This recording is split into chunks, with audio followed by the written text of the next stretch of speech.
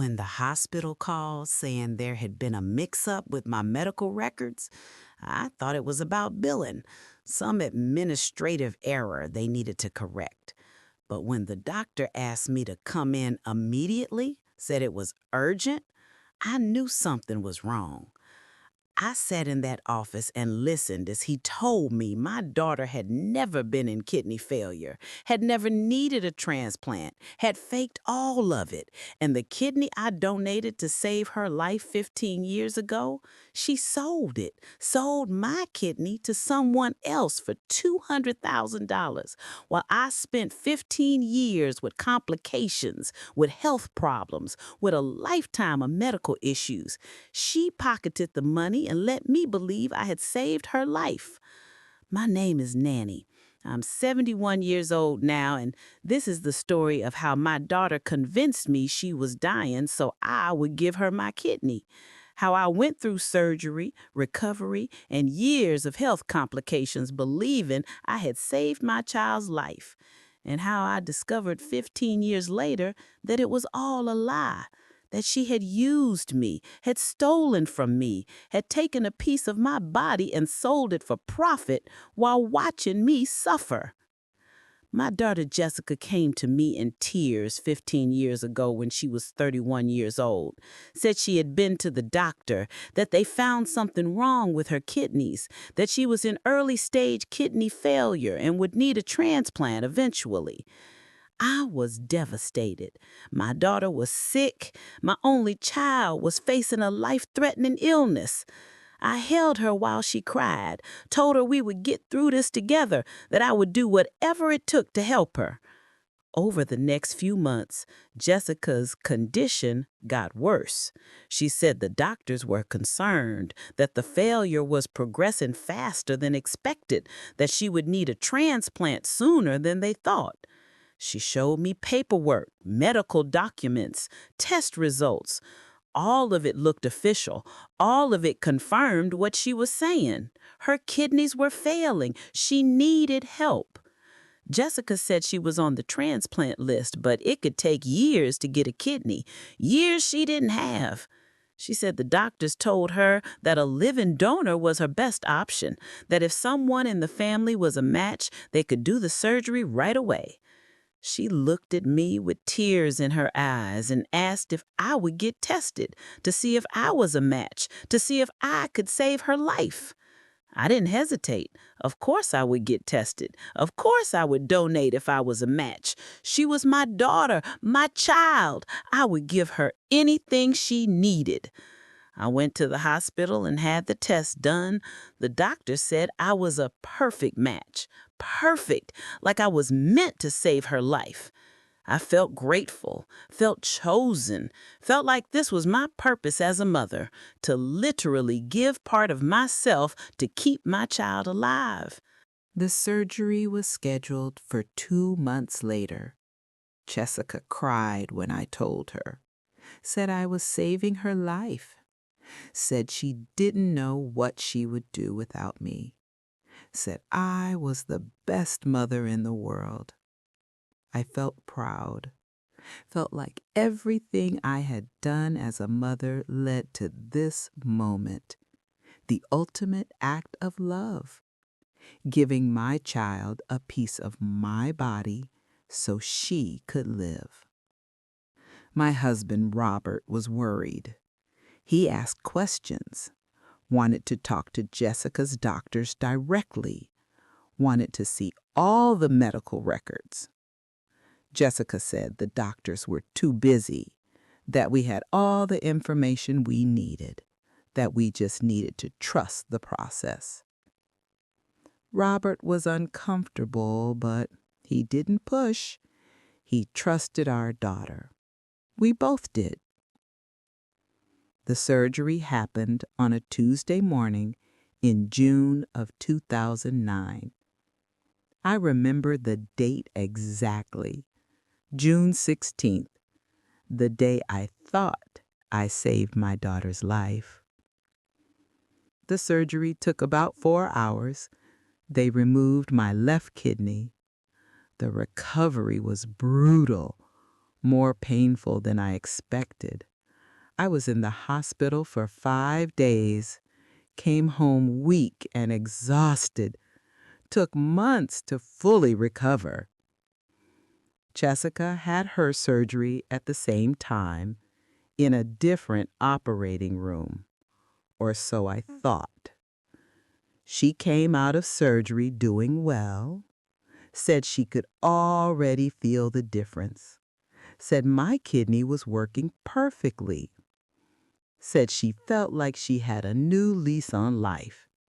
I was so happy, so grateful, so proud that I could give her this gift. But the recovery was harder for me than expected. I developed complications, infections, high blood pressure, chronic fatigue.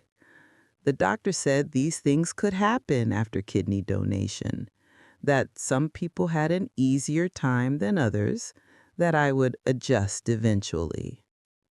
But I never fully adjusted. 15 years later, I still deal with health issues from that surgery. High blood pressure that requires medication, fatigue that never goes away, kidney function that has to be monitored constantly. But I accepted it.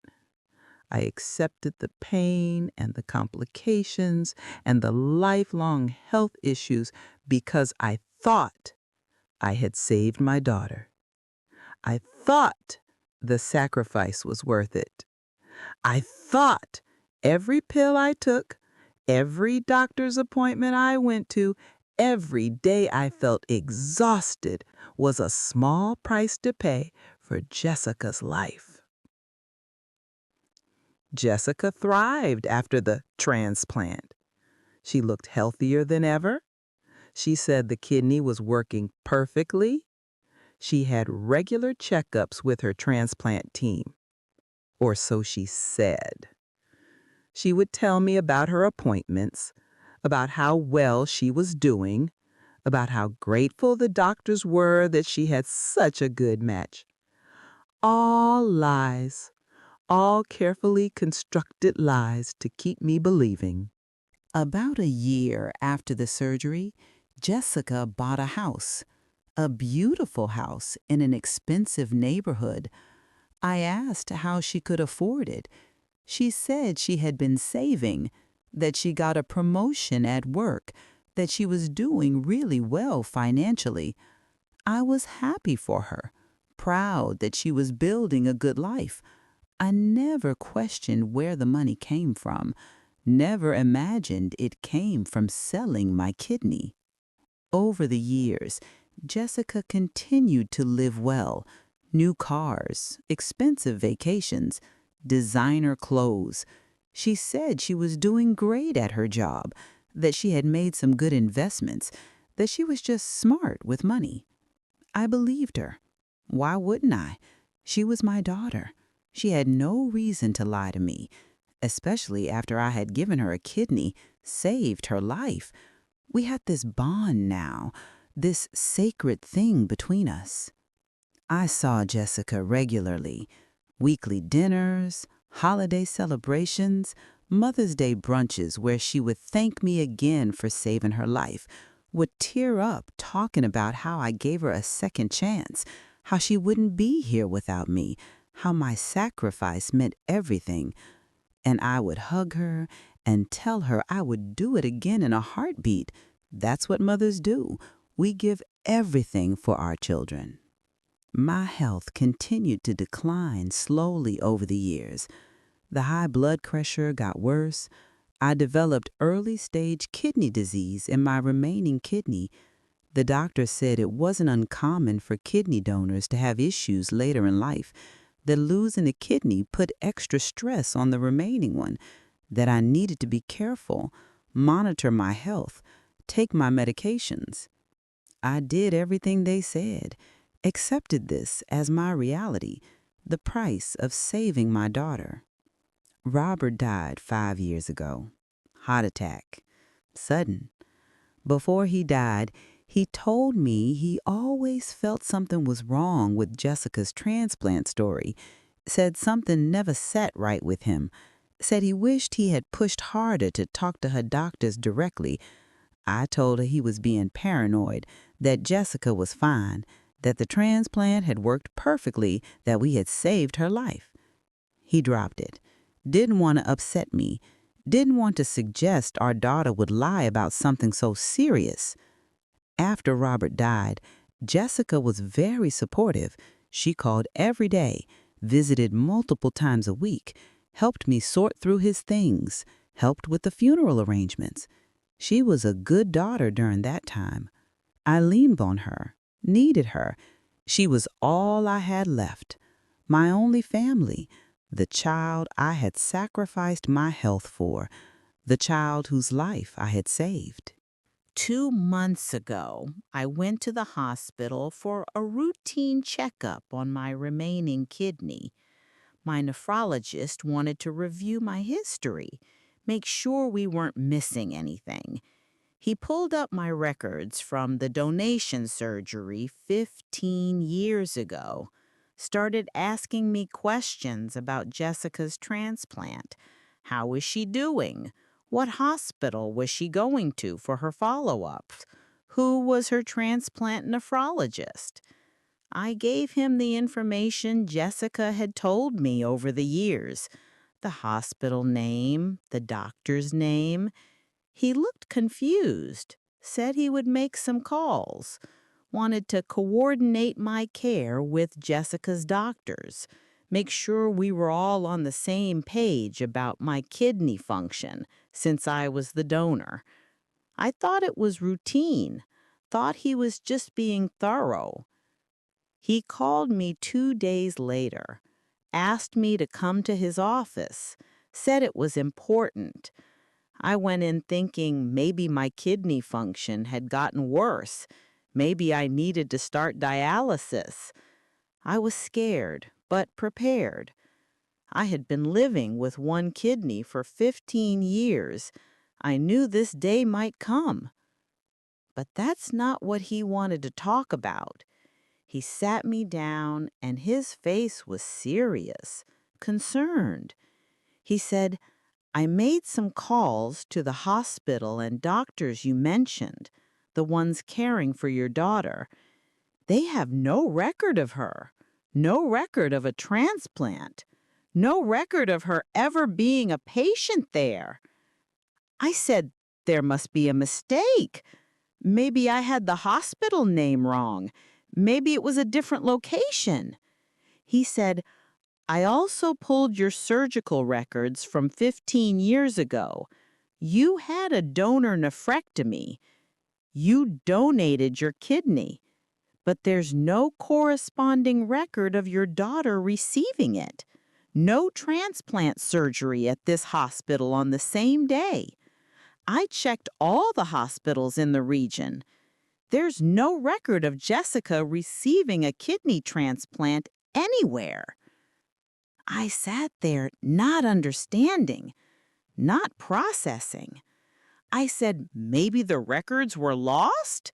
Maybe there was an administrative error. He said, I spoke with the surgeon who removed your kidney. He remembers your case. He said you donated to your daughter, but he also said something never sat right with him about it, that the coordination with the recipient's surgery seemed unusual, that he wasn't allowed to communicate directly with the recipient's team. Everything went through a coordinator. My mind was racing. What was he saying? That Jessica didn't get my kidney? That didn't make sense. Where did it go? He said, I think you need to talk to your daughter because based on what I'm finding, she was never in kidney failure. She never needed a transplant, and she never received your kidney. I left that office in shock, complete shock. This didn't make sense. Jessica had been sick. I saw the medical documents. I saw her deteriorate. I saw her recover after the transplant. How could none of it be real? I drove home and pulled out every piece of paper Jessica had ever given me. Every test result, every doctor's note, every piece of documentation about her kidney failure. I looked at them closely for the first time, really looked at them, and I started seeing things that didn't add up. The hospital letterhead looked slightly off. The doctor's signatures were inconsistent. Some of the medical terminology was wrong. These documents were fake or altered or something. They weren't real medical records. I had been fooled by forgeries. I called Jessica, told her I needed to see her immediately. She could hear something in my voice, ask what was wrong. I said, "Just come over now." She said she was busy. I said, "I don't care. Come now or I'm coming there." She agreed to come. She showed up an hour later, looking nervous. She knew. She knew something had happened. I sat her down and asked her directly, "Did you ever have kidney failure?" She hesitated, then said, "What? Of course I did. You donated your kidney to me. You saved my life." I said, "Then why is there no record of you receiving a transplant? Why is there no record of you ever being a patient at that hospital?" Her face went pale. She started stammering. "There must be a mistake. Maybe the records were lost. Maybe they filed them wrong." I said the records weren't lost. They don't exist because you never had a transplant, did you? She started crying. "Mom, I can explain. It's not what you think." I said, "Then explain. Explain where my kidney went if it didn't go to you. Explain why you lied about being sick. Explain why I've spent 15 years with health problems thinking I saved your life." She was sobbing now, couldn't look at me. I grabbed her shoulders. "Where is my kidney, Jessica?" She finally broke. Through sobs, she said, "I sold it. I'm so sorry. I sold it to someone who needed it, someone who paid me for it." I felt like I'd been hit by a truck. Sold it. She sold my kidney.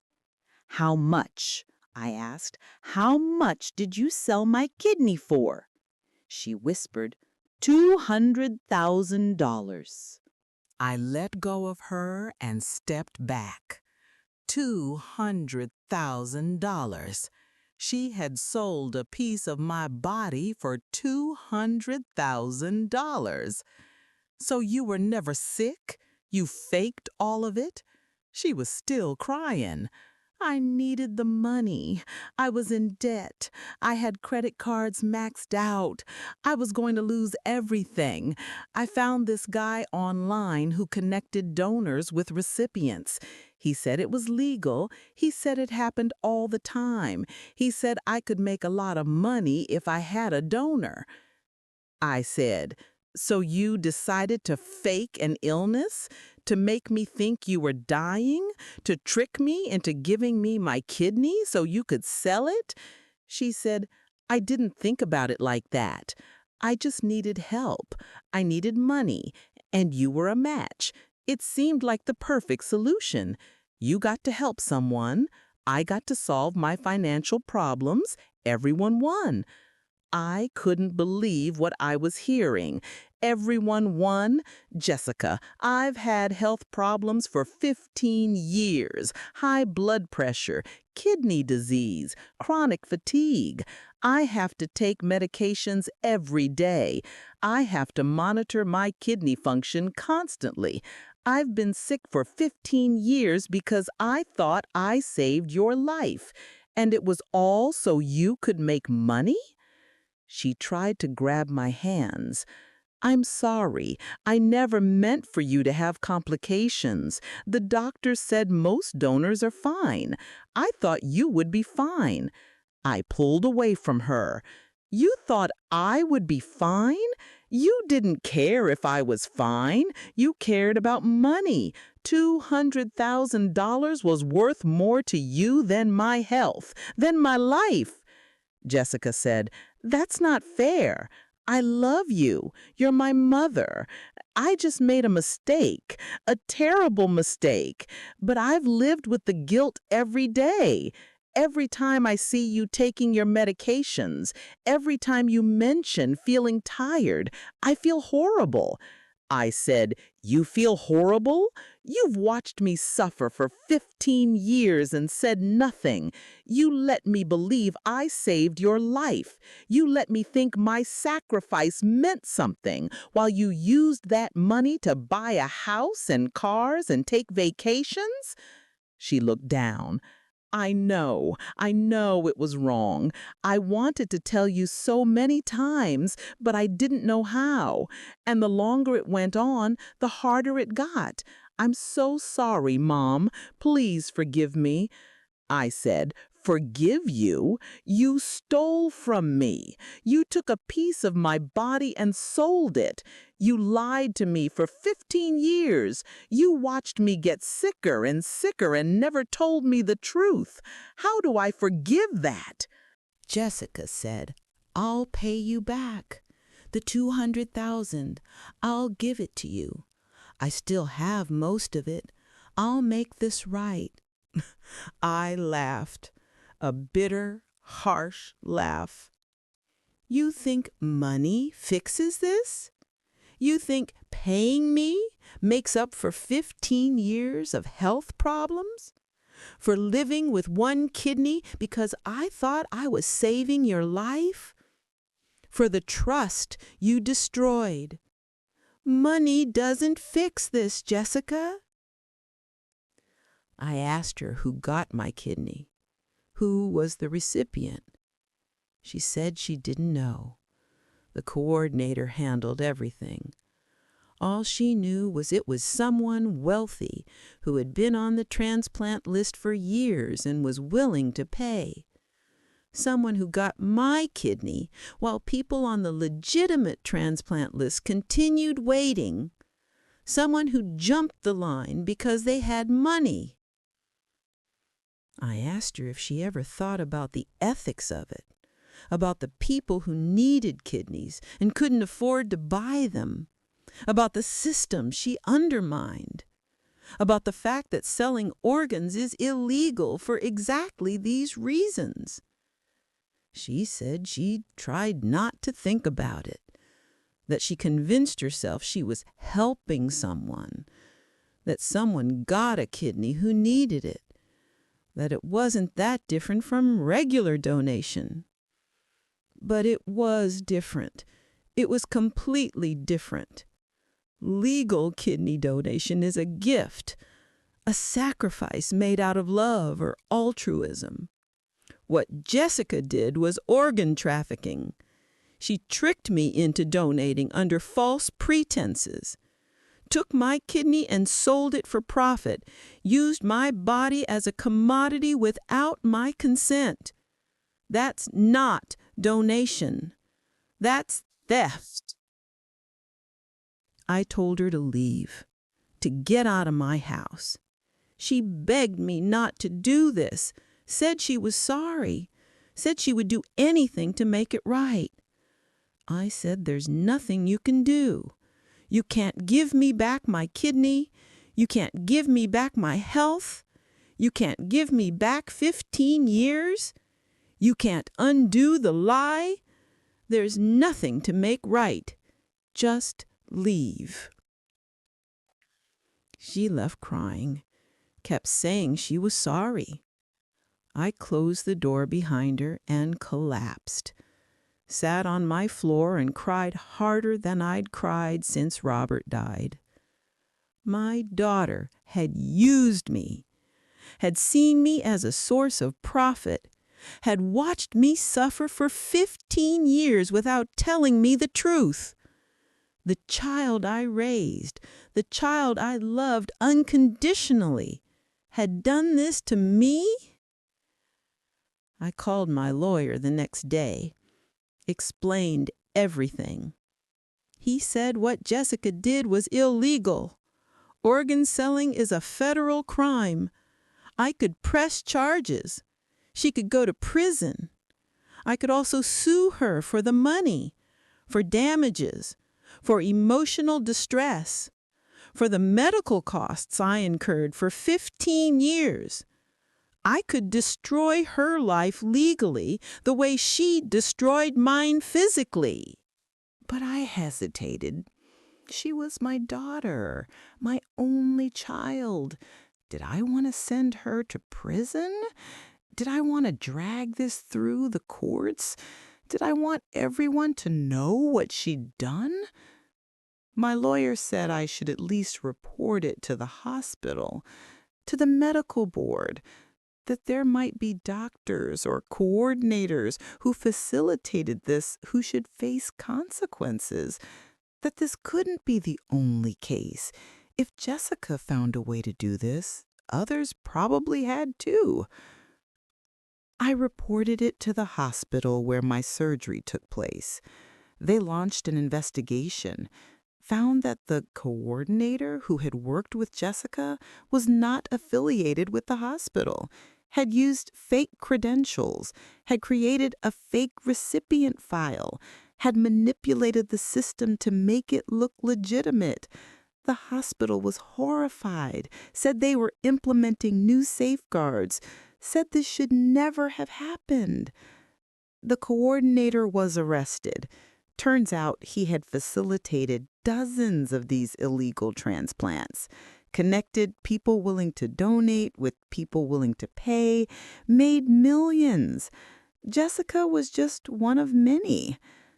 The investigation made the news. I had to watch news reports about organ trafficking that included my case, had to hear analysts discuss how I was a victim, how my daughter had exploited me, my private pain made public. Jessica called me constantly, left voicemails apologizing, begging me to talk to her, saying she would testify against the coordinator, would cooperate with investigators, would do anything to make amends. I didn't respond. Didn't answer, didn't acknowledge her attempts to contact me.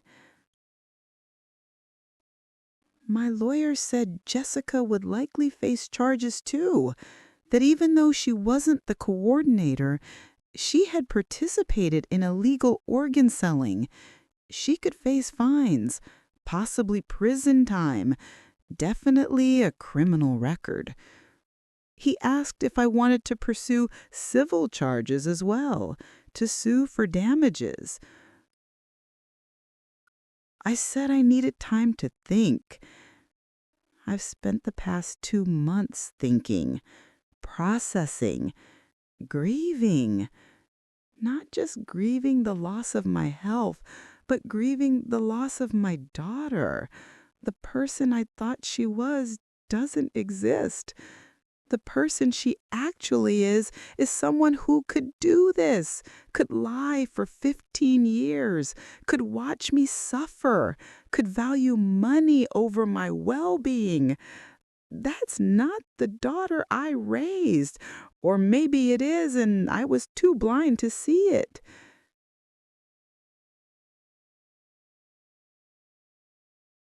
Friends ask if I'll forgive her, if family is worth preserving despite this.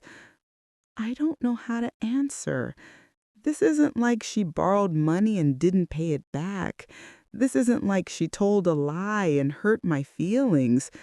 She stole a piece of my body, sold it for profit, watched me deal with the health consequences for 15 years, lied to my face every time I thanked her for letting me save her life.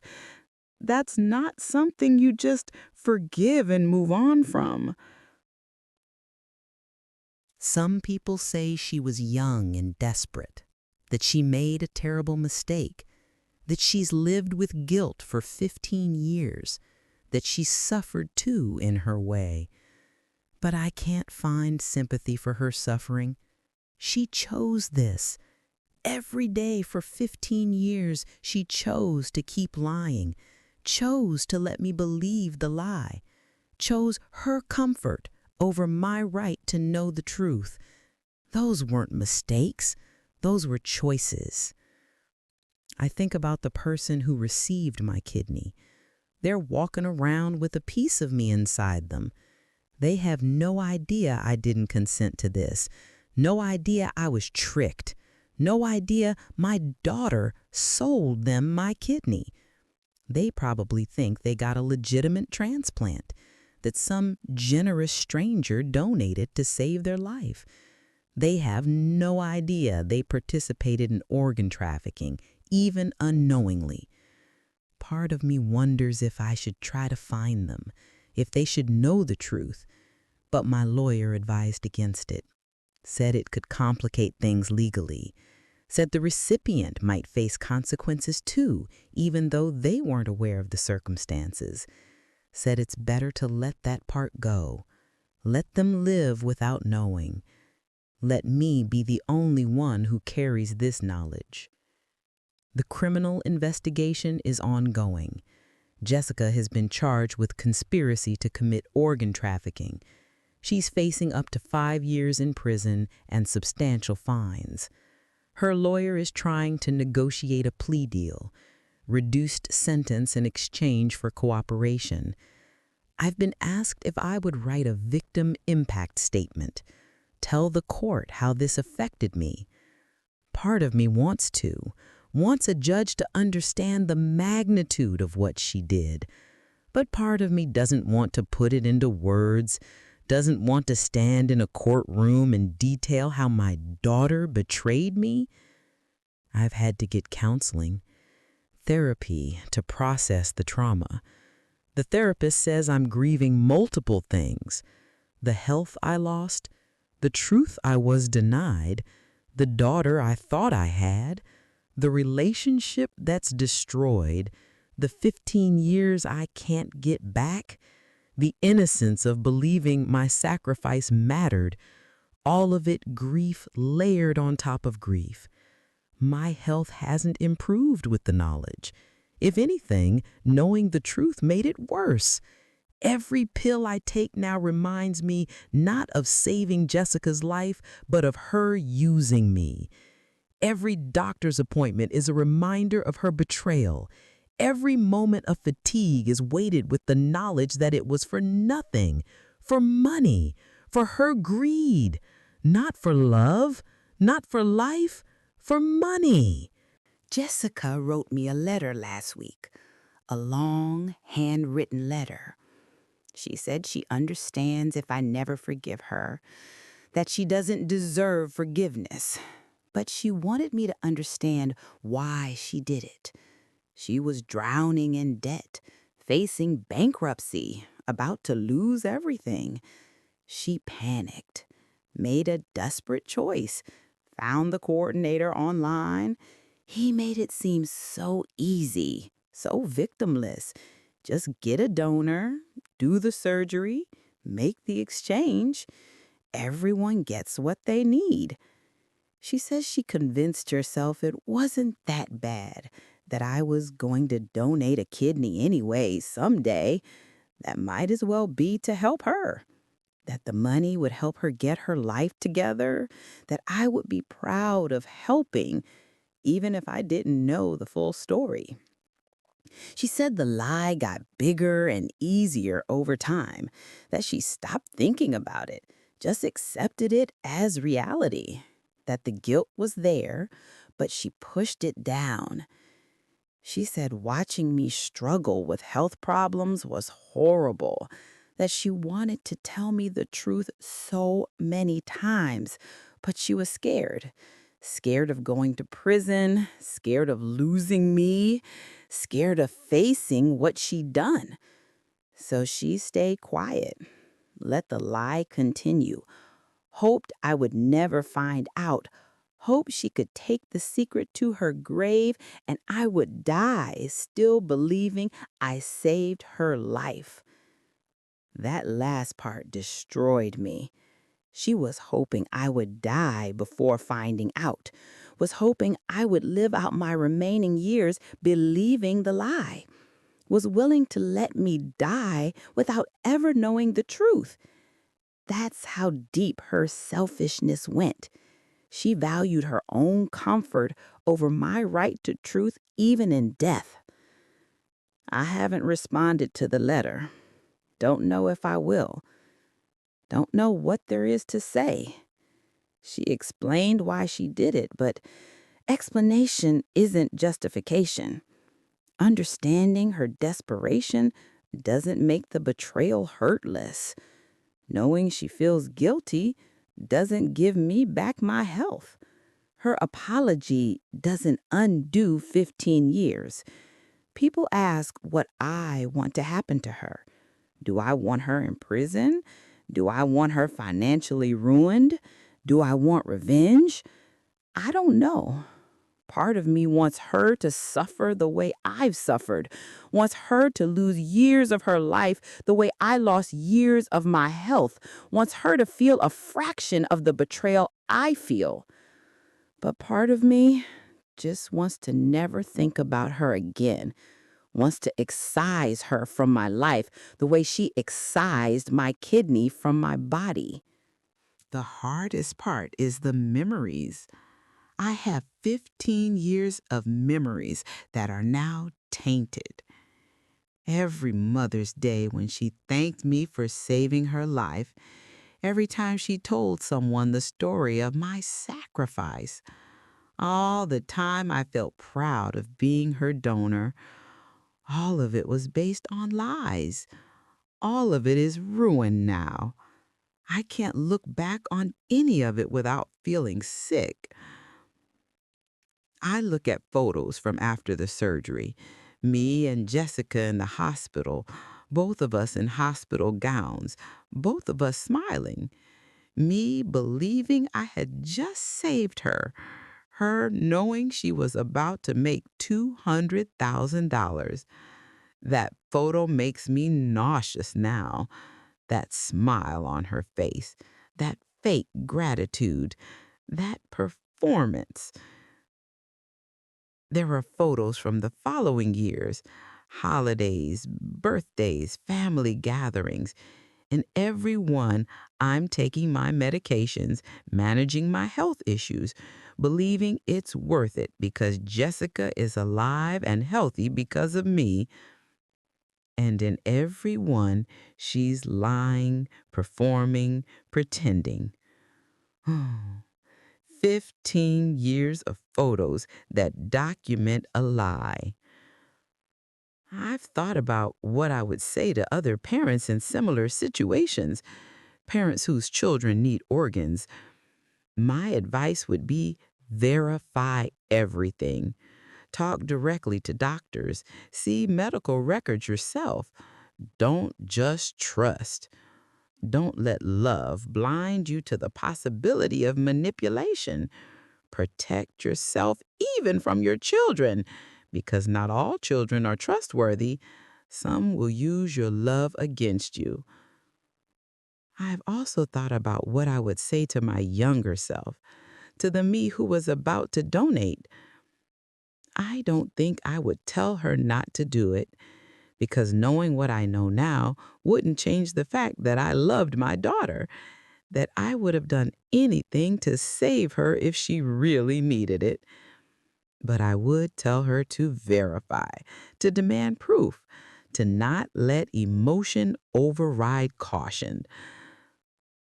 Would I donate a kidney to someone who genuinely needed it now, knowing what I know? I don't think so. Jessica didn't just steal my kidney, she stole my ability to be that kind of generous. She stole my willingness to sacrifice my body for someone else. She made me suspicious and guarded where I used to be open and giving. That's another thing she took from me. I'm 71 years old now, living with one kidney, living with the health consequences of a donation I was tricked into making, living with the knowledge that my daughter valued $200,000 more than my well being, living with 15 years of lies that I can't unknow. This is my reality now. This is what Jessica's choice did to the rest of my life. The trial is in 2 months. Jessica's lawyer is still trying to negotiate a plea deal, but the prosecutor wants prison time, wants to make an example of her, show that organ trafficking has serious consequences. I've been told I'll probably have to testify, have to tell my story in court, have to face Jessica in a courtroom and detail how she betrayed me. I don't know if I can do it. Don't know if I can sit in front of strangers and explain how my daughter sold my kidney, how she watched me suffer for 15 years, how she destroyed my trust and my health. It feels too private, too painful, too humiliating. But my lawyer says my testimony matters, that it might be what convinces the judge to impose a serious sentence. Part of me wants her punished, wants her to face real consequences, wants the legal system to acknowledge how serious this was. But part of me doesn't want to be the one to put her in prison, doesn't want that responsibility, doesn't want to be the mother who testified against her own daughter. Even after everything, she's still my child, and testifying against your child feels unnatural, wrong, even when they deserve it. I've been asked if there's anything Jessica could do to make this right, any apology that would matter, any restitution that would help. I honestly don't know. She can't give me back my kidney, can't give me back my health, can't erase 15 years, can't undo the betrayal, can't rebuild trust that's been completely destroyed. So what is there to make right? What could possibly bridge this gap? Maybe time will help. Maybe decades from now I'll feel differently. Maybe I'll be able to forgive. Maybe I'll be able to see her as someone who made a terrible mistake rather than someone who chose money over her mother. But that day isn't today. Today, I'm still processing, still grieving, still trying to understand how my daughter could do this to me. So that's my story. That's how I donated my kidney to save my daughter's life and discovered 15 years later that she sold it, that she faked kidney failure, that she tricked me into surgery, that she watched me suffer with health complications while spending the $200,000 she made from selling my organ, that she lied to my face for 15 years, that she valued money more than my health, that she's not the person I thought she was. If you're considering organ donation, please verify everything. Make sure the need is real. Make sure you're not being manipulated. Make sure you understand the lifelong consequences. Make sure the person you're donating to deserves such a sacrifice. Because once you give an organ, you can't take it back. And if the person betrays you, you're left living with the consequences while they benefit from your loss. I don't regret being the kind of mother who would have donated to save her child. I regret that my child was the kind of person who would exploit that. That's the real tragedy. Not that I lost a kidney, but that I lost my daughter. Or maybe I never really had her at all. Hit subscribe if you want to hear more true stories like this one.